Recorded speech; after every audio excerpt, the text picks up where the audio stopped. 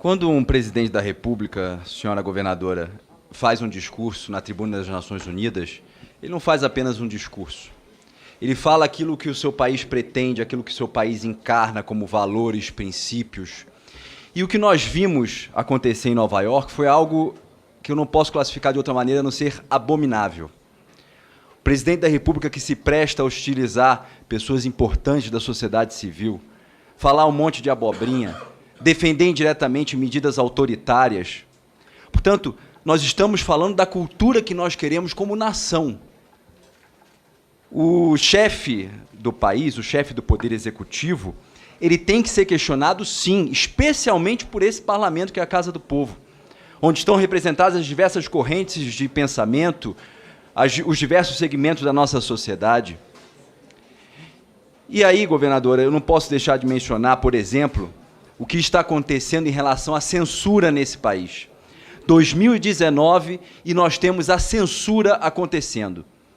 Eu me refiro agora, por exemplo, à peça Caranguejo Overdrive, premiadíssima, e que foi retirada de uma mostra do CCBB.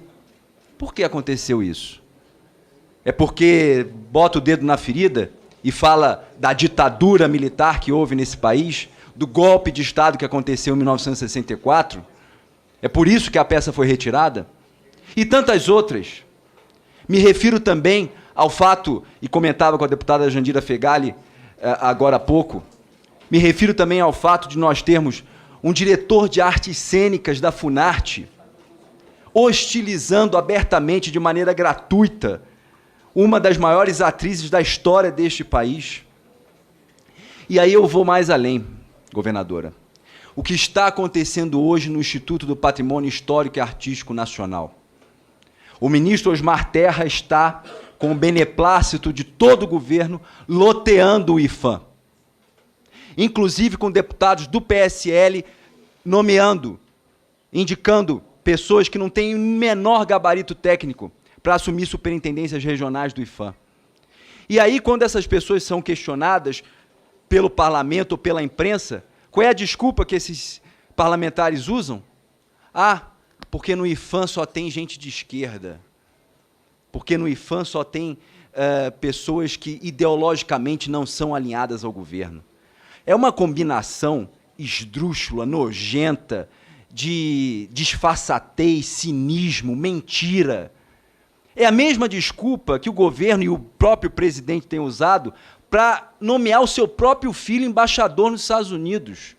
A última do presidente é que no Itamaraty só tem gente de esquerda. Eu, como diplomata de carreira, fico enojado, revoltado com uma fala dessa e tenho certeza que falo em nome dos meus colegas do Itamaraty, que valorosamente têm conseguido resistir a essa pressão olavista, bolsonarista, translocada. Porque as instituições existem para ser respeitadas, elas são uma garantia ao cidadão. Instituições como o IPHAN, como o Itamaraty, como a Polícia Federal, como a Receita, e até hoje a gente precisa entender por que o Bolsonaro fez uma intervenção no sentido de tirar o delegado da Receita Federal em Itaguaí, que estava fazendo um excelente trabalho, e a Receita conseguiu mantê-lo no cargo. Por que, afinal, havia esse interesse do presidente Bolsonaro em tirar o delegado da Receita Federal em Itaguaí? Porque ele estava aumentando as apreensões? Qual é o interesse por trás disso? As instituições são uma garantia para o cidadão e, portanto, precisam ser respeitadas, governadora. Então, eu fico abismado de ver o governo tomando medidas no sentido de pisar, esfrangalhar, especialmente um governo que foi eleito com um discurso de combate à corrupção, de respeito às instituições. Mentira. O que parece é que o país está refém das dinâmicas familiares. Então, se temos um senador da República, Flávio Bolsonaro, investigado por suspeitas gravíssimas de rachadinha no seu gabinete, é feito um acordão. E aí não importa se a Polícia Federal tem que ter o seu superintendente-geral trocado, não importa se o secretário-geral da Receita tem que ser trocado, tudo em nome de abafar as investigações contra o filho presidencial.